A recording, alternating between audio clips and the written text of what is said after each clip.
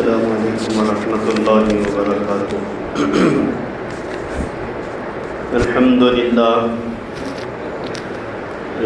للہ کفا وسلام علی عبادہ الذین اصطفیٰ وعلی آلہ واتباعہ وازواجہ واصحابہ واطہارہ ومن تبعہم الی یوم الدین، اما بعد فاعوذ باللہ من الشیطان الرجیم، بسم اللہ الرحمن الرحیم۔ ان اول بیت وضع للناس للذی ببکۃ مبارکا وہدی للعالمین، فیہ آیات بینات مقام ابراہیم ومن دخلہ کان آمنا وللہ علی الناس حج البیت من استطاع الیہ سبیلا ومن کفر فإن اللہ غنی عن العالمین۔ وقال عز وجل وأذن في الناس بالحج يأتوك رجال وعلى كل ضامر يأتين من كل فج عميق ليشهدوا منافع لهم۔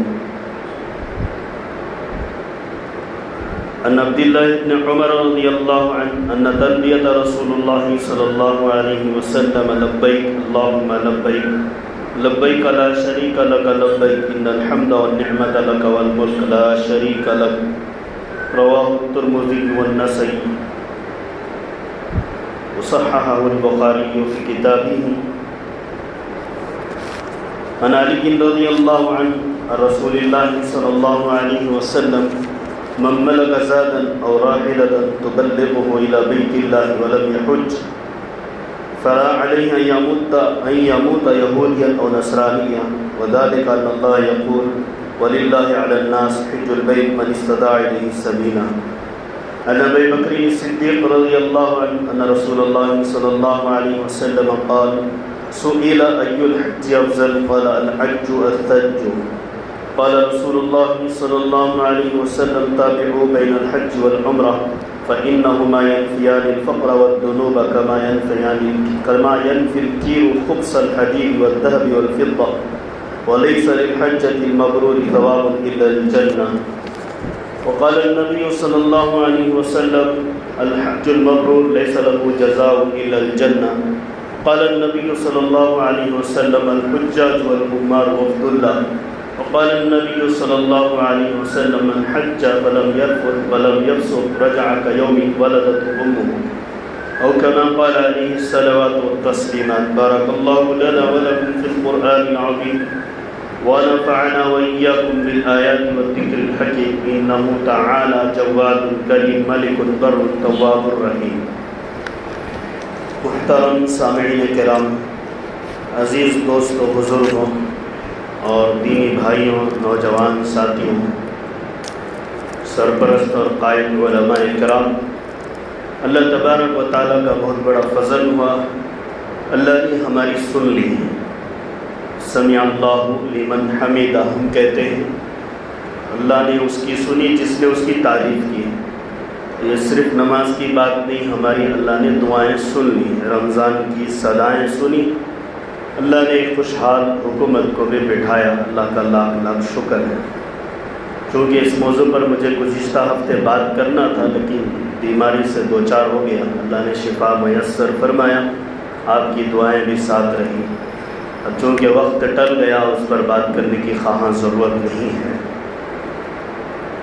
دوسری چیز جو بہت اہم اور ضروری ہے، حج کی فرضیت و فضائل و مسائل، حج کے احکام، چونکہ حج کے مہینے چل رہے ہیں، اس پر گفتگو کرنا ہے۔ اللہ تبارک و تعالیٰ قرآن پاک میں سورہ بقرہ کے اندر اور سورہ آل عمران میں اور سورہ انبیاء میں اللہ نے حج کے احکام نازل فرمائے ہیں۔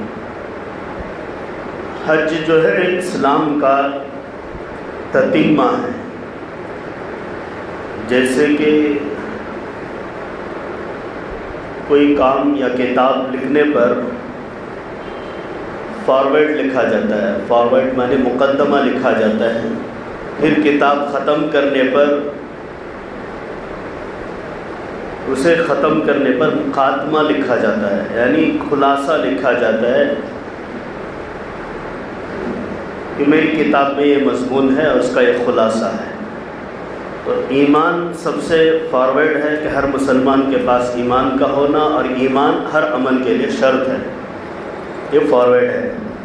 اور تتمہ جو ہے حج پر ختم ہوتا ہے، کسی کا ایمان اور حج اسلام کے احکام کا تتمہ جو ہے حج پر مکمل کر دیا گیا۔ اسی لیے اللہ نے قرآن پاک میں آخری آیت جو بہت اہمیت کے فائق لائق ہے، وہ الیوم اکملت لکم دینکم واتممت علیکم نعمتی ورضیت لکم الاسلام دینا۔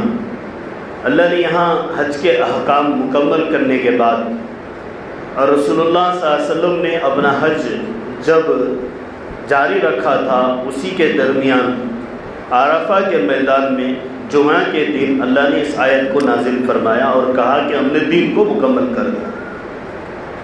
کیا فرمایا کہ ہم نے دین کو مکمل کر دیا، اور دین ایک نعمت بھی ہے، اور دین کے احکام بہت بڑی نعمت ہے۔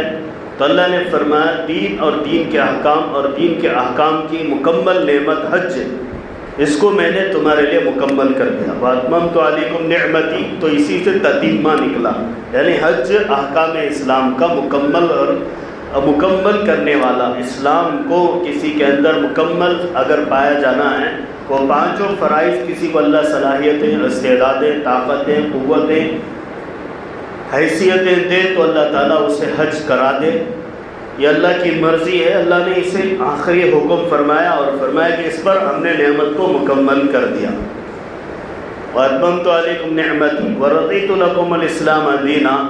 ایمان تمام مسائل کے ساتھ شرط ہے، اور وفات تک بھی شرط ہے، اعمال کے ساتھ بھی شرط ہے، اعمال کے بعد بھی شرط ہے، قبر سے اٹھنے پر بھی شرط ہے، حشر میں بھی شرط ہے، جنت میں بھی جانے پر شرط ہے۔ تو اللہ نے اس شرط کو رضامندی کے ساتھ فرمایا کہ میں تمہارے لیے ایمان والی جو چیز ہے، نعمت بھی ہے، ضرورت بھی ہے، شرط بھی ہے۔ ایمان کیا ہے؟ نعمت بھی ہے، ضرورت بھی ہے، اور شرط بھی ہے۔ وَرَضِيتُ لَكُمُ الْإِسْلَامَ دِينًا، میں نے دین اسلام کے لیے تمہیں پسند فرمایا، دین اسلام تمہارے لیے پسند فرمایا۔ دین اسلام کے لیے تم کو پسند فرمایا ایسا نہیں فرمایا، بلکہ دین اسلام کو تمہاری ضرورت، لکم تمہارے فائدے کے لیے، یہ لام جو لایا ہے یہ فائدے کے لیے آتا ہے، منافع بتاتا ہے۔ وَرَضِيتُ لَكُمْ، میں نے تمہارے لیے یعنی تمہارے فائدے کے لیے اسلام کو پسند فرمایا۔ تو ایمان والے کا فائدہ ہے۔ ایک ضرورت کیا ہے؟ ایمان پوری انسانیت کی ضرورت ہے۔ اگر ایمان نہیں ہے تو اللہ نکاح کے مسئلے میں بیان فرماتا ہے کہ تم اگر مشرک مرد سے مومن عورت کا نکاح کرنا چاہتے ہو تو اس سے بہتر ہے کہ غلام مومن سے شادی کر دو۔ اور اسی طرح فرمایا کہ تم مشرک عورت سے نکاح کرنا چاہتے ہو، اس سے بہتر ہے کہ غلام باندی جو مومن ہے اس سے نکاح کر لو۔ اور اللہ نے خود صاف وجہ بیان فرمائی، واللہ یدعو الی الجنہ، وہ جنت کو بلاتے ہیں جو مومن ہونے کی وجہ سے، اور کفار اور مشرک جہنم کی طرف بلاتے ہیں۔ تو کیا معلوم ہوا؟ ایمان اصل چیز ہے اور ضرورت والی چیز ہے، اس لیے کہ وہ جنت تک لے جاتی ہے، اور ایمان کے بغیر کوئی جنت میں نہیں جاتا۔ تو نکاح جیسے اہم تعلق کو بھی اللہ نے منع فرمایا کہ تم اگر ایسے نکاح کر لو جس میں شرک اور کفر داخل ہے تو وہ جہنم کی طرف لے جاتا ہے۔ تو یہاں ایمان کی ضرورت کو بیان فرمایا گیا۔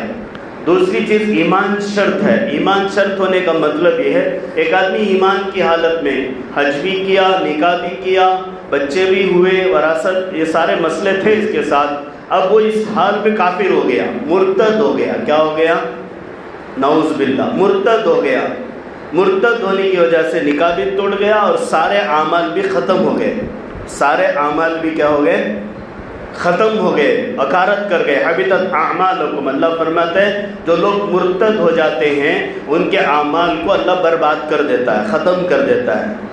تو اب ان کے اعمال برباد ہو گئے، پھر اللہ اسے توفیق دیا تو فقہا متفقہ طور پر فرماتے ہیں اس کے پچھلے کوئی عمل لوٹ کر نہیں آئیں گے، اسے اثر نو کرنا پڑے گا۔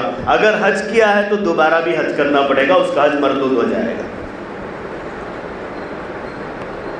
اسی طرح اتنی تو دور کی بات، یا اعمال کے اعتبار سے، وراثت کے اعتبار سے بھی اگر کافر ہونے کی وجہ سے اس کے باپ کی اور جائیداد میں وہ وارث نہیں ہو سکتا، لا یرث المسلم الکافر، کافر جو ہے مسلمان کا وارث نہیں ہو سکتا، تو اب وراثت جو چلی گئی وہ دوبارہ نہیں ملتی اسے، یعنی نسب ہی ختم ہو گیا۔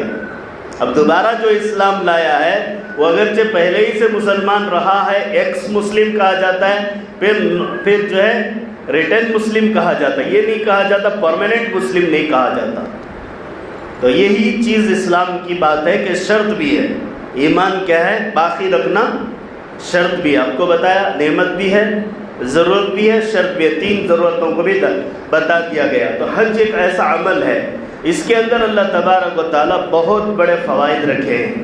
سب سے بڑا فائدہ اللہ جو ہے، سب سے بڑا فائدہ اللہ بیان فرماتا ہے، سب سے بڑا فائدہ کہ اللہ کے نبی فرماتے ہیں فَلَمْ يَرْفُثْ وَلَمْ يَفْسُقْ، اگر حج کے ایام میں جھگڑا بھی نہیں کیا، لڑائی بھی نہیں کیا، شہوت کے کام بھی نہیں کیا، گندی حرکتیں بھی نہیں کیا، غلط کام بھی نہیں کیا، نگاہوں کو صاف رکھا، زبان کو بند رکھا، کان کو بند رکھا، دل کو کھلا رکھا ذکر کے لیے، زبان کو کھلا رکھا ذکر کے لیے، شرمگاہ کو بند رکھا، اعضاء جو گناہ کے ہیں ان کو بند رکھا، نیکیوں کے اعضاء کو کھول کے رکھا، تو اللہ کے نبی فرماتے ہیں رجع کیوم ولدت امہ، وہ حج سے ایسا آئے گا جیسے ماں کے پیٹ سے پیدا ہوا ہے، صاف شفاف آیا۔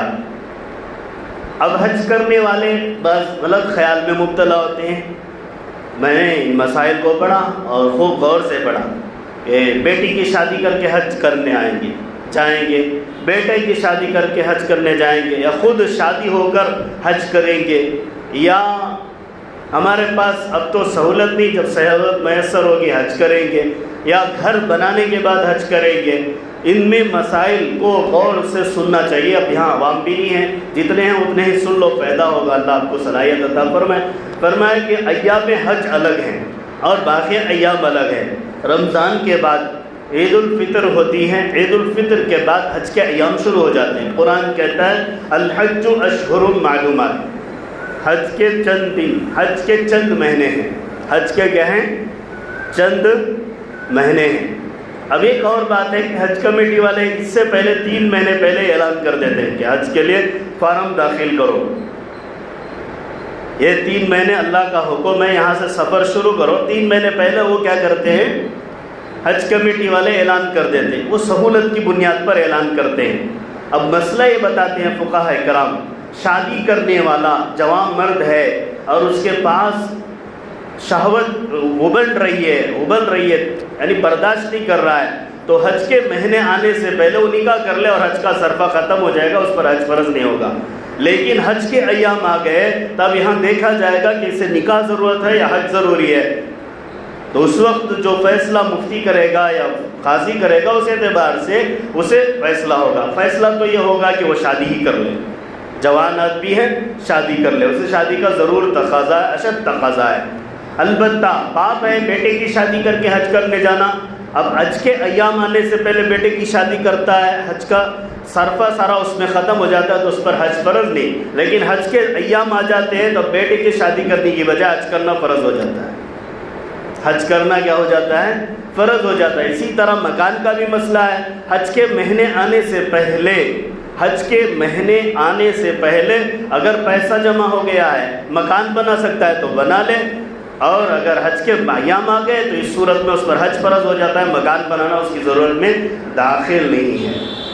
تو کیا فرما رہے ہیں فقہاء کرام کہ حج کے مہینے کی مسائل سے اہمیت بھی پتہ چل رہی ہے کہ حج کے ایام آنے کے بعد اس کے اندر مالی استطاعت ہے اور سامان سفر موجود ہے، اس کے باوجود وہ حج کو نہیں جاتا ہے، تو دوسری روایت میں فرمایا کہ جس کے پاس مال ہے وہ سفر کا سامان بھی رکھتا ہے اور توشہ بھی اس کے پاس ہے، اس کے باوجود وہ حج کا سفر کرنے کا ارادہ نہیں کرتا ہے، تو وہ نصرانی ہو کر مرے گا یا یہودی ہو کر مرے گا۔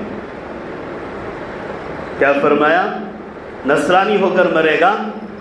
اب یہ مسائل کو ان سے اس روایت سے جوڑنا ہے۔ اب آدمی سوچتا ہے کہ میں یہ سب کام کر کے جاؤں گا، تو حالانکہ اللہ نے حج فرض کر دیا ان مہینوں میں، تو اب یہ وعید میں داخل ہو جائے گا، اس سے پہلے یہ سب کام کر لیا تو وعید سے نکل جائے گا، وعید سے نکل جائے گا۔ قرآن اور حدیث کو سمجھنے کے لیے اسے فقہ کی ضرورت پڑتی ہے، اور آیات اور احادیث کو جوڑ کر ہی مسئلے بیان فرمائے جاتے ہیں۔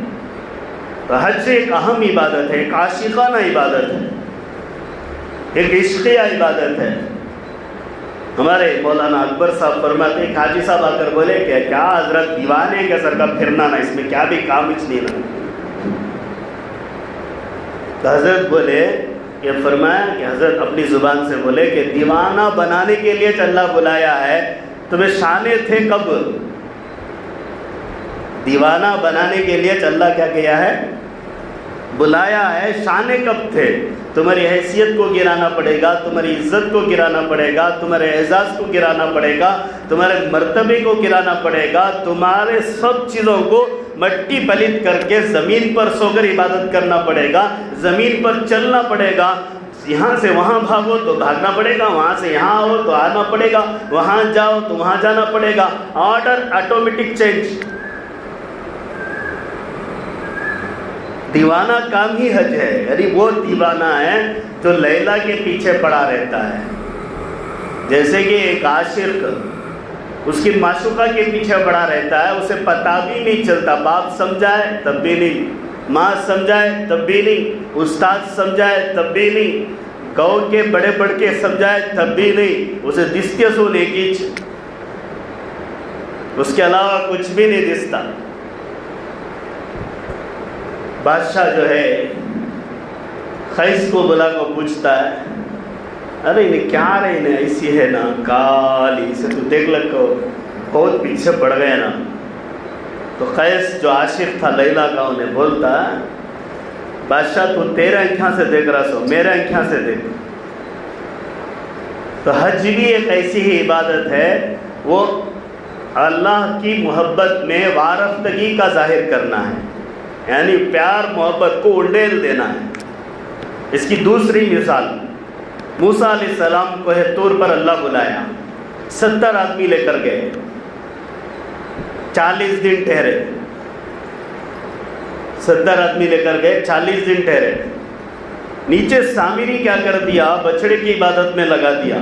اللہ بولیا کہ موسیٰ تیری قوم پوری کی پوری بت پرستی میں لگی ہے، تو یہاں کیا کر لے گئے؟ بلایا سنے اللہ آج کیا بول رہا ہے، یہاں کیا کر لے گئے؟ تو موسیٰ علیہ السلام کیا بولے کہ اللہ میں تجھے دیکھ کر ایسا ہو گیا جیسے کوئی دیوانہ پاگل اللہ کی طرف سے محبت میں عشق میں پاگل ہو جاتا ہے، اس طرح میں تیری طرف لپک گیا، جیسے ماں کی طرف بچہ باپ کی طرف بچہ لپکتا ہے، اس طرح میں لپک گیا۔ اس طرح کیا کر دیا؟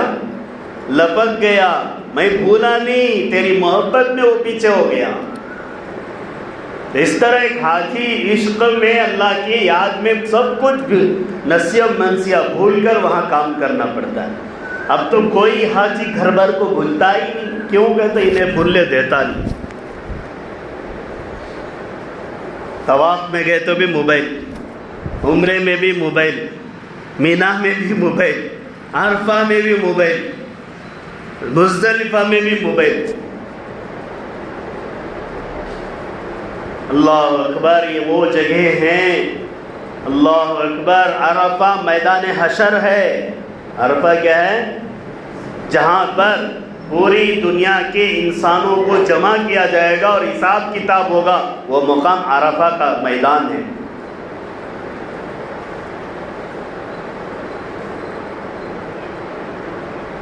مینا حضرت ابراہیم علیہ السلام پر اور ان کے لڑکے پر اور ان کی زوجہ حضرت حاجرہ علیہ السلام پر شیطان نے حملے کیے، تو شیاطین کے حملوں کو روکنے کی جگہیں اور وہاں کثرت سے ذکر اللہ کرنے کی جگہیں اور کثرت سے اللہ کی یاد کو تر و تازہ کرنے کی جگہیں ہیں۔ اللہ نے فرمایا لیس علیکم جناح ان تبتغوا فضلا من ربکم فاذا افضتم من عرفات فاذکروا اللہ عند المشعر الحرام واذکروه كما هداکم وان کنتم من قبل لمن الضالین۔ تم جب عرفہ سے فارغ ہو جاؤ، مشعر حرام مزدلفہ میں رکنا واجب، تو رات میں عبادت کرنا، رات میں عبادت کرو، نماز 2 نمازوں کو پڑھو، مغرب اور عشاء کی اذانیں دے کر اقامتیں کہہ کر نماز پڑھو، طلوع آفتاب تک رکو، پھر دوڑو ابراہیم کی سنت کو ادا کرنے۔ وہ سنت ہے، حاجی کے لیے واجب ہے۔ یہ دوڑ چکر معمولی چیزیں نہیں، اس میں موبائل کا استعمال گناہ کبیرہ ہے۔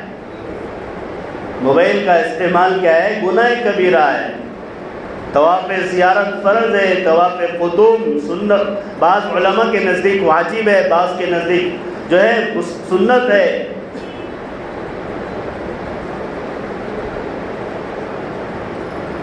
اور عمرے کا طواف جو ہے واجب ہے۔ اب ان معلوم ہی نہیں اتنیا کو کیا کام کب کر رہی کر کو اٹھا لیتی موبائل اور فوٹو مار کو جورو کو، بچوں کو، نانی کو، دادی کو فوٹو مار کو دکھاتی۔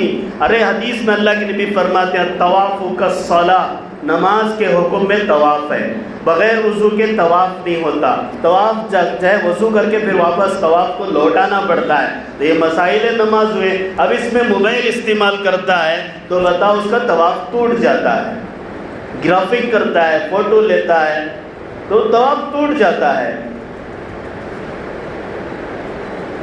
نماز میں موبائل کا استعمال کرتی کیا؟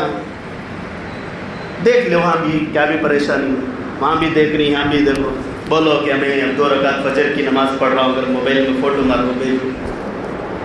4 آدمی پیچھے سے امام صاحب نہیں مارے تو پیچھے والے پکڑ مار دو، دیوانہ رہی ہے کوئی نہیں۔ حج ایک بہت اچھی اور بہترین، عمدہ، وارفتگی، محبت کا اظہار کرنے والی اور خدا سے پیار کرنے والی اور خدا کو قریب کرنے والی اور مال دنیا سب کو پیٹ پیچھے پھینکنے والی عبادت ہے۔ مال، دولت، دنیا، محبت، یہاں تک یہ سب سے عزیز اگر کوئی چیز ہے، ایک عورت کو کھڑا کرو، اس سے کہو کہ تجھے کس سے زیادہ محبت ہے، وہ کہے گی سب سے پہلے ماں باپ سے۔ تو کہا ماں باپ کو ہٹا دیا جائے تو کہہ دیا اولاد سے، اولاد کو بھی ہٹا دیا جائے تو کہے گی شوہر سے، کہا جائے شوہر کو تیرے ہٹا دیا جائے، کہے ہرگز نہیں، وہ ہمیشہ میرے ساتھ رہے گا، یعنی مرے گا تو بھی میرا شوہر، جیے گا تو بھی میرا شوہر۔ اتنے عزیز میاں بیوی کا جو تعلق ہے اسے بھی منع کیا گیا ہے۔ سمجھ میں ہی بات، اتنا عزیز تو محبت کا تعلق ہے جو فرش سے عرش تک جڑا ہوا ہے، بلکہ جنت میں بھی وہ جوڑا جمتا ہے۔ جنت میں بھی ہماری ضرورت ہے، کس کی ضرورت ہمارے ساتھ نہیں آتی، وہ بھی حور نہیں، ملکہ بن کو آتی ہے۔ کیا بن کو آتی ہے؟ رانی بن کو آتی ہے، مہارانی۔ کیا بن کو آتی ہے؟ مہارانی بن کو آتی ہے۔ ایک جوڑا اگرچہ میاں بیوی کے رشتے میں رہتا ہے لیکن تعلقات باقی نہیں رکھ سکتے، یعنی پیار بھری باتیں، چھیڑ خانی، وہ سب منع کر دیا گیا۔ کہا گیا نہیں، یہاں اسے چھیڑنا نہیں، چھیڑنا تو اللہ کو چھیڑنا سکتا، چھیڑنا کسے چھیڑنا سکتا۔ کتنی اللہ تبارک و تعالیٰ اس عبادت میں دنیا کے ہر چیز سے لا تعلقی کا اظہار کرا کر اپنے تعلق کو مضبوط کراتا ہے اللہ تبارک و تعالیٰ، اپنے تعلق کو۔ اور ٹیسٹ بھی جب وہ کرتی، بولنے سے ٹیسٹ نہیں آتا، کرے تو ٹیسٹ آتا۔ حج کرنے پر ہی مزہ آتا ہے، اور بہت سے لوگ حج اس وقت کرتے ہیں جب حج کرنے کی صلاحیت کیا، طاقت ہی نہیں رہتی، ہاتھاں پاواں گرجا کرتی، 4 آدمیاں اٹھا لے جا رہی، 4 آدمیاں بلا لے جا رہی، اسے کیا کر رہی کر کو سمجھ میں نہیں آتا۔ لائسنس لائف کا ختم ہو کر رہتا ہے، ریٹیل لائف میں جیتے رہتا ہے، ہول سیل لائف میں جیتے رہتا ہے، ریٹیل لائف ختم، تب جا کو حج کرتا ہوں۔ بہت سے لوگ حج اس لیے کرتے، حدیث میں آتا ہے ریاکاری کے واسطے، شہرت کے واسطے، ریٹائرمنٹ کے پیسے یا جمع کو پی ایف آیا تو، یا پروویڈنٹ فنڈ یا کیا کیا کی جمع کو کیا کرتی رکھتی، آتے ہی ایک ساتھ میں ایک لفظ بڑھانا ہے حاجی صاحب کا، وہ لفظ بڑھانے کے لیے حج کر لگاتی۔ ہمیں بہت سو کو دیکھے ایسے حجاج کو بھی، دنیا کی تعلیم میں بہت آگے تھے وہ، یعنی ریٹائرڈ IAS IPS آفیسرز تھے، KS پاس کیے ہوئے تھے، لیکن دین کے اعتبار سے ناقابل بلکہ بدتر کہا جائے تو بھی کم تھے۔ ہمارے ساتھی حاجی صاحب ہیں، وہ تحقیق کرواتے میں ان سے کرواتا یہ سب لوگ حج کرے ہیں کہ تحقیق کرو کہ کیا خامیاں ہیں تاکہ ان کا حج قبول ہو جائے، یا ہمارا بھی فریض ہم بھی فریضے سے سبک دوش ہو جائیں۔ تو جب شروع میں ایک عمرہ ہوا تو طواف کا عمرہ ہوتا ہے، کرنے کے بعد فارغ ہو کر آئے، ایک حاجی صاحب کو دیکھا سر بھر کو بھالا ہیں، سر بھر کو بالا ہیں، کپڑے بھی پہن لگی۔ پوچھا حضرت تمہاری کیا خیریت، کیا پڑھے ہیں تمہیں، کیا کرے ہیں تمہیں؟ کہا کہ ہمیں ریٹائرڈ آفیسرس تھا، پیسے ہے، میں حج کرنے آیا۔ حج تو ہوا، پہلے عمرہ کرے۔ کیا عمرہ میں کیا کیا کرے؟ کیا طواف کرے، صحیح کرے، سبھی کرے؟ اچھا سب برابر کرے؟ ہوں برابر۔ یہ سر میں بالاں چھینا کیا؟ کون کی 2 بالاں کاٹتے تھے؟ میں بھی کاٹ لگا۔ کون کی 2 بالاں کاٹتے تھے؟ وہ سے کہ ملک والے 2 بالاں کاٹے، ہمیں بھی دیوانے سر کا ان کے پیچھے بیٹھ کو ہمارے 2 کاٹ دو لوگ کاٹ لگا کر۔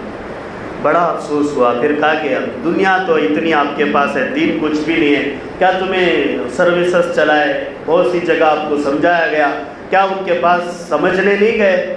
کہا کہ کام بھی گئی نہیں، فلیٹ چڑھے سیدھا حج کو ہے، فلیٹ چڑھتی سیدھا گھر کو جاتی۔ اللہ اکبر، ستیہ ناس ہو گیا۔ حضرت میں ان کو سمجھایا کہ اب تم 1-2 کام کرنا ہے۔ کیا حضرت ہے؟ سمجھو، ڈرو نہ کو سمجھو۔ پہلے یہ بتایا کہ سمجھو، ڈرو نہیں۔ ڈرنا نہیں اس کی وہ کیا ہے، وہ پہلے اس لیے کہا جا رہا ہے کہ بولے تو تمہیں ڈر جاتی ہے۔ پہلی بات یہ ہے کہ بال کا جو ہے سارے کے سارے بال یا تو کٹنگ کرنا، کٹنگ کے معنی ایک رتی 1 نمبر یا 2 نمبر کی کیا ہے اسے خسر کر لینا، یا تو سر مونڈ لینا۔ اس کی فضیلت کیا ہے کہ تو تمہارے کتنے بالا ہی ہوتے نیکیاں ملتی، تمہارے کتنے بالا ہی سر سے کتنے بالا گرتی ہوتے نیکیاں ملتی۔ دوسری بات یہ ہے کہ اب تمہیں وہ کرے نہیں، تمہیں کپڑے پہن لیے، احرام نکال ڈالے، اس لیے تمہیں بالا بھی نکالنا نہیں، بالا نکالنے کے ساتھ دوسرا ایک کام کرنا کہ تمہیں جا کے ایک جانور خرید کو قربانی دینا۔ کیا حضرت وہ بعد میں نہ دینا سو، وہ بعد میں تمہیں حج کو آئی نا اس واسطے دینا سو، اب جو دینا ہے تمہیں غلطی کرے نا اس کی پینالٹی دینا سو۔ حضرت 400 روپے 400 ریال نہیں نا حضرت، تمہیں IAS IPS پڑھ کو ہی نا پورے جمع کے نا اس میں سے 400 روپے نکال دے دو، کیا بھی فرق پڑتا ہے؟ وہ 400 دینے کے لیے 4 گھنٹے سمجھے ان کو، کتنے گھنٹے؟ دل محبت مال میں بیٹھ گیا ہے۔ انہیں حج کو آیا تو کیا، کہاں گیا تو کیا، انہیں امریکہ کے سر کا سمجھا ہے۔ وہ 400 روپے بڑی مشکل سے نکال کو ایک وہ جو دم دینے والی جماعت آتی ہے اسے 400 کی رسید ڈلا کا بیچ ان کی قربانی کرا کو، ان کو گوشت بھی لا کو دکھو یہ دم کا گوشت ہے، وہ دکھائے، انہیں اطمینان کر لیے، 4 گھنٹے ہمارے لگے، اللہ ہم نے اجر بھی دیا، اللہ کا فضل۔ کہنے کا مطلب یہ کہ احکام حج کو جان کو جانا، احکام حج کو جان کو جانا، نام کو جانا نہیں، نام کو نہیں جانا، نام کو تو پہنچ جاتے ہیں۔ اب ایک دوسرا یہ ٹراولز والے کا ایک نخرہ شروع ہو گیا، کیا کہتے ہو کئی کچھ یہ عمر میں حج کو جاتی عمرہ کر لگا جاؤ، ان کو فائدہ ہونا نا، اس میں مولوی صاحب بھی ہیں، مسئلہ معلوم رکھو، جیب گرم کرنا چاہتی ہوں، اللہ حفاظت فرمانا۔ ارے اس پر حج فرض ہو گیا، اس کی اہمیت سمجھو، تمہارا نفع دنیا کا، اس کا نفع دنیا اور آخرت کا، اس کا نفع دنیا کا بھی بچے۔ سچ بول رہا ہوں، بہت سے لوگ یہاں بھی ہوں گے، کوئی آ کر عمرے کی بات کرتا ہے تو میں ہرگز نہیں بولتا، یہاں 2-3 حاجی صاحب آئیں پوچھو نا، بولے کہ جی بولیا افضل بھی بولیا تم نا کیا بولیا حج کرو، بولیا کیا بولیا، عمرے کو 2 لاکھ روپے خرچہ ہوتی، حج کو 5 لاکھ ہو جاتے، فرق نہیں پڑتا، پیسے کو دیکھو نا، وہ اللہ کا حکم پورا کرو۔ کیوں؟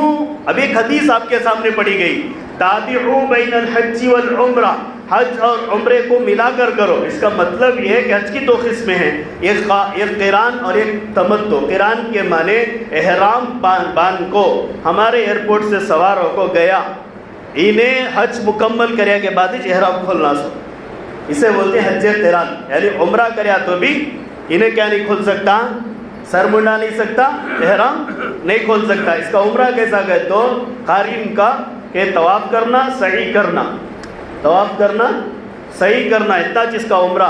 آخر میں 3 مہینے کی 1.5 مہینہ 2 مہینے یا 40 دن جو بھی گزرتی، حج کے 5ویں دن یا تیسرے دن سے تیسرے دن ہجنا، تیسرے دن جو ہے انہیں احرام کھولے، یا 11ویں ذی الحجہ کو احرام کھولے، تب جا کر اس کا احرام کھلتا ہے۔ اسے قارن کہتے ہیں، بہت بڑا حج، بہت قربانی نہ اس میں، اسے حج قران، ایک کراتے نہیں کسے بھی، ڈر جاتی کرو، ثواب زیادہ اس میں، کراتے نہیں، علماء بھی بولتے نہیں، کیوں وقت آدمیاں ڈر جاتی، 30 روزے رکھے ہو گئے تو زیادہ روزے رکھتی، اب 30 دن انہیں احرام پہن لے ہو گئے تو چھوڑ برتا جو روکی نے حضرت کچھ کام نہیں، انوج پورا کرتی، ہم نہ دیکھے تو اتنا سب مشکل میں لا، انہوں بھی کرتے نہیں کی کا۔ تو دوسرا ایک افضل چیز ہے متمتع، تمتع والا حج ہے۔ تمتع کے معنی یہ ہیں کہ جائے احرام کی حالت میں سب سے پہلے حاجی کو مکہ جانا افضل ہے۔ البتہ حج کمیٹی کے حکومت کے تابع ہیں، بہت سو کو مدینہ بھی بھیج دیتے ہیں، اب اس میں کوئی عیب کی بات نہیں، لیکن افضلیت یہ ہے جن کی نصیب میں نہیں مکہ مل گیا ہو تو وہ افضل کو بھی کیا ہو گئے، کمائی کما لے، نیکیاں کی کمائی کما لے۔ تو کہنا کیا چاہ رہا تھا میں، دوسرا حج جو تمتع ہے، تابع بین الحج والعمرہ، یہ تمتع والا ہے، عمرہ کرنے کے بعد قصر کر کے فارغ ہو جانا اور سادہ کپڑے پہن لینا، پھر حج کے 5 دن آئیں گے، حج پورا کرنا۔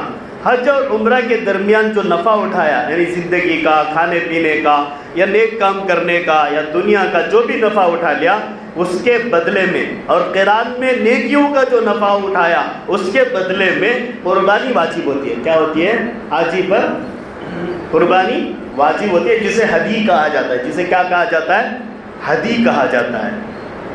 اس کے بعد اللہ کے نبی صلی اللہ علیہ وسلم نے فرمایا، اللہ تبارک و تعالی تمہارے گناہوں کو ایسے دھوئے گا، معاف کرے گا نہیں بولنا، دھوئے گا یعنی مٹا دے گا، دھوئے گا جیسے لوہا آگ کی بھٹی میں رکھنے سے صاف ہو جاتا ہے، اس کے اوپر کا زنگ نکل جاتا ہے، سونا آگ کی بھٹی میں رکھنے سے اس کے اوپر خوبصورتی آ جاتی ہے، چاندی بھٹی میں پگھلا کر سجا دی جاتی ہے، اس طرح تمہیں اور ہمیں اور پوری امت کے حجاج کو کیا کر دیا جائے گا؟ حج کرنے پر سجا دیا جائے گا۔ کتنی بڑی فضیلت ہے، دیکھو کتنی بڑی فضیلت ہے۔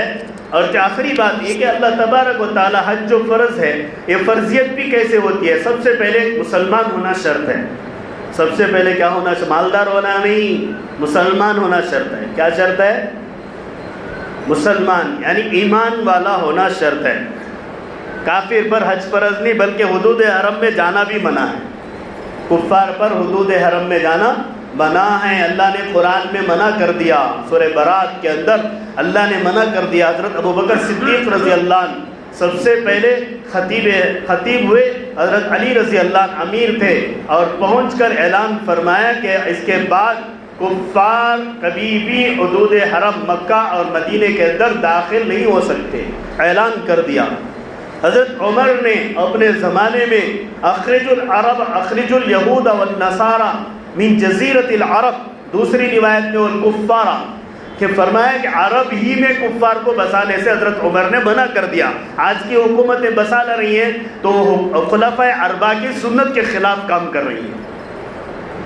آج کی حکومتیں سول سروسز کے واسطے اور IT سروسز کے واسطے کفار کو بسا رہے ہیں، حالانکہ بہت سے مسلمان اچھے پڑھے لکھے ہیں، ان کو لے سکتے ہیں، لیکن وہ بسا رہے ہیں تو وہ حدیث اور قرآن کے خلاف جا رہے ہیں، اس پر ان کو اجر بھی نہیں ہے اور فائدہ بھی نہیں ہے۔ تو حضرت عمر رضی اللہ عنہ عرب ہی سے نکال دیے،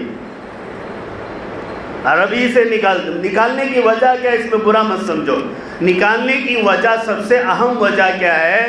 آنے والی نسلیں بے ایمان ہو جائیں گی۔ بولے تو اسلام کی باتیں کائٹ دس تھی، پیچھے کی سوچے تو بہت پیاری ہیں۔ آنے والی نسلیں ایمان سے نکل جائیں گی، موجودہ نوجوان غیر مسلموں سے نکاح کریں گے تو ان کا ایمان چلا جائے گا۔ کون سوچے یہ؟ کون سوچے؟ حضرت عمر رضی۔ تیسری بات، اہم اور ضروری بات، کسٹڈی آف اسلامکس، اسلامی حکومت آ گئی تو ان کی حکومت میں جو چاہے کر سکتے ہیں، لیکن جو چاہے نہیں کرے، اللہ کے حکم کو پورا کرے، من مانی زندگی نہیں گزارے، کیا کریں؟ اللہ کے حکم کو پورا کریں۔ تو حدود حرم میں ایمان والا ہی جا سکتا ہے، تو حاجی کا مسلمان ہونا شرط، اور جاتے بھی حاجہ مسلمان، غیر مسلم نہیں جاتے، غیر مسلم جاتے بھی نہیں، بلایا بھی نہیں جاتا۔ دوسری بات عاقل ہونا شرط ہے، عقل مند ہونا۔ کیا ہونا؟ بے وقوف رہا تو بھی چلتا، اسے بھی عقل مند ہی بولتے سب۔ تیسری مطلب عقل مند سے مراد دیوانہ نہیں ہونا، پاگل نہیں ہونا۔ کیا نہیں ہونا؟ پاگل نہیں ہونا۔ ایسے آدمی پر حج فرض نہیں ہے، اسے لے جانے کی بھی ضرورت نہیں، کی گا تو انوج پریشان رہتی وہاں، اسے لے چل گیا تو اس کے پیچھے انہوں پریشان ہو جاتے۔ تیسری بات جو ہے صاحب استطاعت ہونا، یعنی حج کا جو ضروری سامان ہے، کھانا، پیسہ، حج کا سفر کا خرچہ، اور گھر میں پیچھے اگر بیوی بچوں کو چھوڑ کر گیا ہے تو ان کا خرچہ یہ رکھنا ضروری۔ اسی کو کہا گیا زادن و راحلتن، توشہ اور سواری کا سامان جس کے پاس ہے گھر والے کا اور سفر کا، وہ حج کرنا اس کے اوپر فرض ہو گیا۔ اب بہت سے لوگوں کو پیدل حج پر سوال پیدا ہوا، پیدل حج کرنا فرض نہیں ہے، لیکن انبیاء علیہ الصلوۃ والسلام کی سنت ہے۔ پیدل حج کرنا فرض نہیں ہے، کیوں؟ اس کے پاس پیسہ نہیں، سے کیا ضرورت چلنے جانے کی، یہ حکم پر اگر کوئی جا سکتا ہے، طاقت ہے، تو انبیاء علیہ الصلوۃ والسلام کی سنت ہے۔ مشہور قول ہے کہ حضرت آدم علیہ السلام ہندوستان سے کئی مرتبہ بلکہ 40 مرتبہ حج کیے پیدل سفر کر کے، یہ بھی مشہور قول ہے، تو سنت ہے۔ تو اسے پیدل حج کرنے کو اتنی اہمیت دی جا رہی کہ جو حج فرض کرنے جا رہا ہے اسی کو پریشان کر دے رہے ہیں، ایسی کوئی بات نہیں ہے۔ ہاں البتہ کوئی کر رہا ہے تو اچھی بات ہے، قابل عمل، قابل داد بات ہے کہ اس زمانے میں تمام سہولتیں میسر ہونے کے باوجود وہ اللہ کی راہ میں اپنے قدموں کو رنجا کیے ہوئے ہے، اس کے قدم قدم پر ایک آدمی حج کرتا ہے اور حج کا سفر کرتا ہے۔ سواری پر سفر کرنے سے 70 نیکیاں ملتی ہیں، اور چل کر سفر کرنے سے 700 نیکیاں ملتی ہیں۔ کتنی نیکیاں ملتی ہیں؟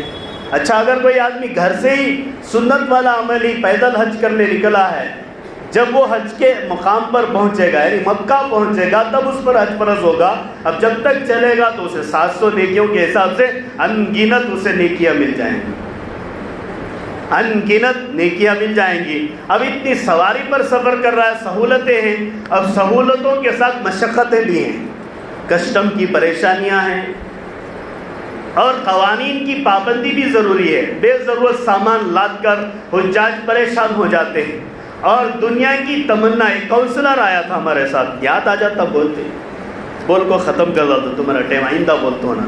ایک کونسلر آیا تھا، 100 جیکٹاں، 1000 جیکٹاں لے لیا، 100 بھی نہیں ہوئے، 1000، ایک آدمی کو 4 پہنا رہا، منجے پہنانے آیا۔ میں بولیا دیکھتا میرا بوجھ میں لے جاتا ہوں، تیرا بوجھ ہرگز نہیں اٹھاتا۔ کیا حضرت تمہیں اتنے خراب ہے نا؟ کہ ہوں بھائی میں خراب نہیں، کیا تیرا گناہ کئی کو میں اٹھا لے جاؤں۔ اللہ قرآن میں بولتا وَلَا تَزِرُ وَازِرَةٌ وِزْرَ أُخْرَىٰ، قیامت کے دن کوئی کسی کا بوجھ نہیں اٹھائے گا۔ اور حج کا میدان، حضرت شیخ الحدیث شیخ زکریا صاحب رحمۃ اللہ علیہ فرماتے ہیں کہ حج کے ایام اور حج کے جو میادین، میں نے عرفہ، مزدلفہ جو بھی ہے وہ حشر کی طرح ہی ہے۔ وہ کیا ہے؟ کتنی بڑی بات ہے، حشر کی طرح ہے۔ حشر کے میدان میں کوئی کسی کا بوجھ نہیں ڈھوتا، تو عرفہ میں بھی میں بوجھ نہیں دھویا۔ مدینے میں آیا تو مدینے میں حضرت عمر کا قصہ یاد آیا کہ عمر ایک غریب عورت کا کھانا خود اپنے کھندے پر لے کر گئے، ساتھ میں رہنے والے سالم غلام، مولا، آزاد کردہ غلام کہا کہ میں اٹھا لوں گا، کہا کہ قیامت کے دن تو میرا بوجھ نہیں اٹھاتا، اس لیے میں تیرا بوجھ نہیں اٹھاتا۔ عمر جو بوجھ لادا تھا وہ امت کی خدمت کے لیے، تو جو بوجھ لادا ہے وہ گناہوں کے بوجھ ہے۔ خاموش چلا گیا۔ اب کیا ہے، دنیا کی غرض سے، کبھی بھی مال خریدنے کی غرض سے، بازاروں کی رونق دیکھنے کی غرض سے، اور مکے کی رونق، بلکہ بہت سے حاجی اللہ کی بنا حج کر کو جا کو جدہ کے پورے سمندر میں پورے نیکیاں دھودل کا جاتی۔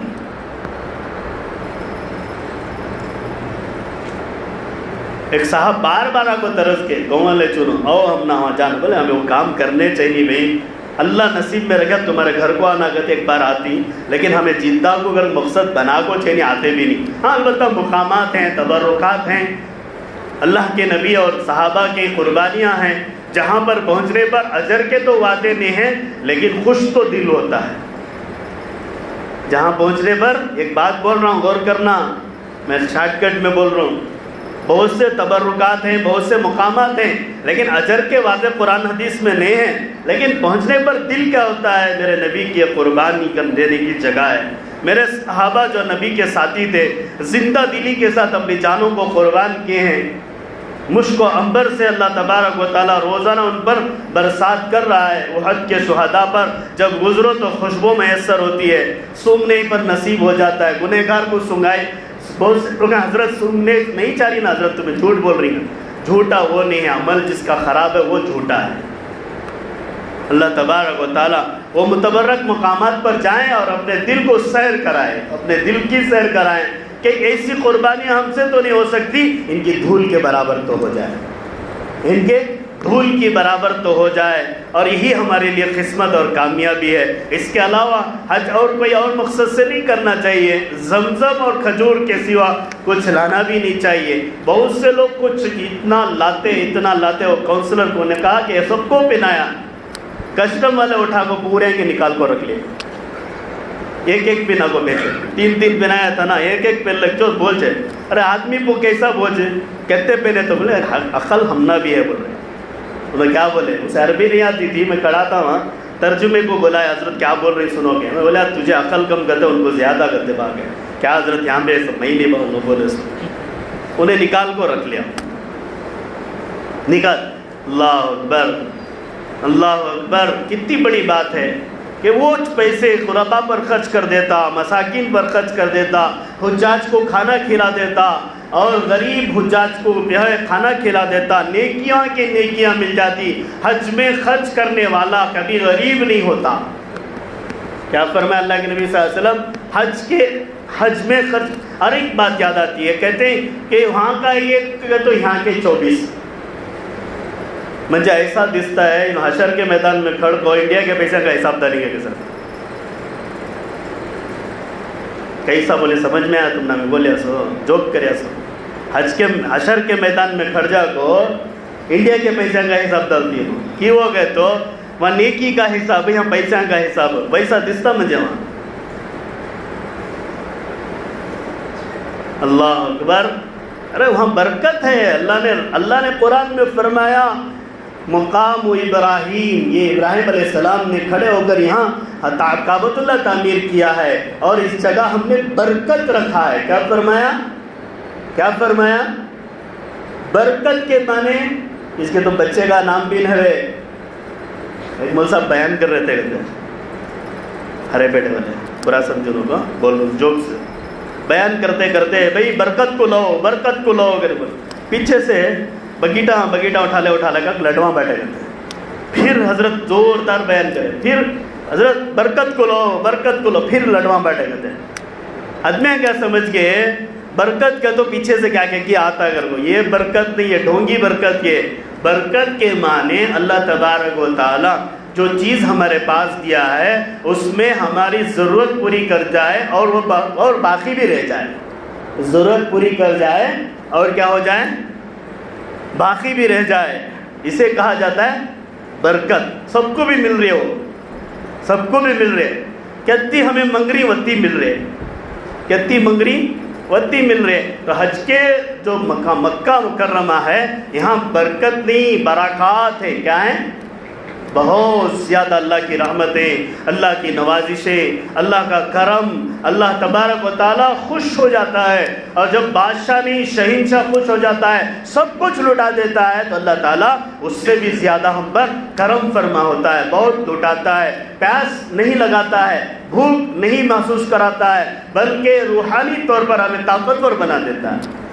روحانی طور پر ہمارے جسم میں ہر چیز آ جاتی ہے، صرف ایک نعرہ ہمارے لیے کافی ہے، جو میں نے شروع میں روایت پڑھی عبداللہ ابن عمر کی رضی اللہ عنہما، اللہ کے نبی کا تلبیہ یہ تھا لبیک اللہم لبیک لا شریک لک لبیک ان الحمد والنعمت لک والملک لا شریک لک لبیک اللہم لبیک، یعنی اللہ میں حاضر ہوں، اللہ میں حاضر ہوں، اللہ میں تیرا بھکاری تیرے در پر حاضر ہوں، تیرا سوالی تیرے در پر حاضر ہوں، تیری نعمتیں، تیرا ملک، تیرا خزانہ سب کچھ تیرا ہے، میرا کچھ بھی نہیں ہے۔ یہی وہ عاجزی انکساری حاجی کے اندر اب حج کر کے آنے کے بعد بھی پیدا ہونا چاہیے۔